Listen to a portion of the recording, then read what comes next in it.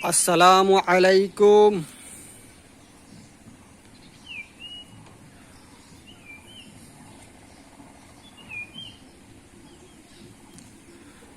পরন্ত বিকালে ছাদে বসে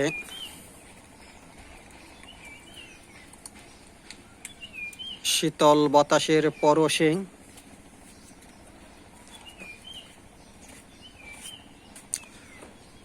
এই প্রফুল্ল মনে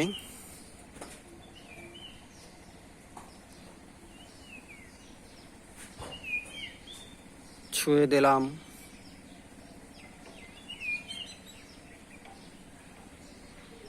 গ্রাম্য সুন্দর সমাহার, সবুজ গাছপালায় ভরা অসংখ্য স্মৃতি। এটা আমার ছাদ বাগান। স্বল্প পরিসরে কিছু লেবুর চারা, আপেল কুল এবং কিছু সবজির চাষ করেছি।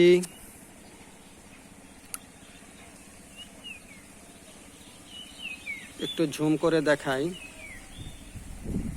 এই যে আমার ধুন্দুল গাছ ইনশাল্লাহ অনেক জালি আসছে।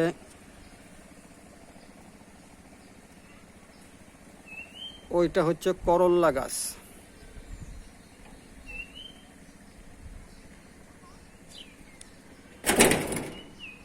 এই সাইডে আছে পুঁই শাক, শসা,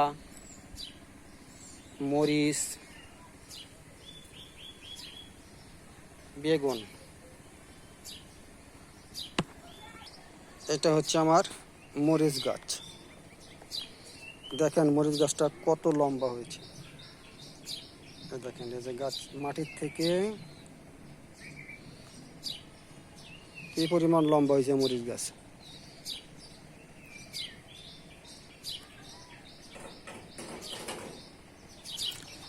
এটা কাঁঠাল গাছ,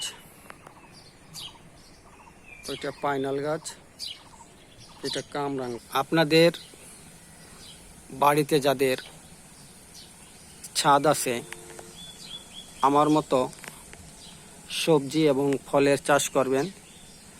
দেখা যাবে দৈনন্দিন জীবনের কিছু চাহিদা আপনি মিটাইতে পারবেন।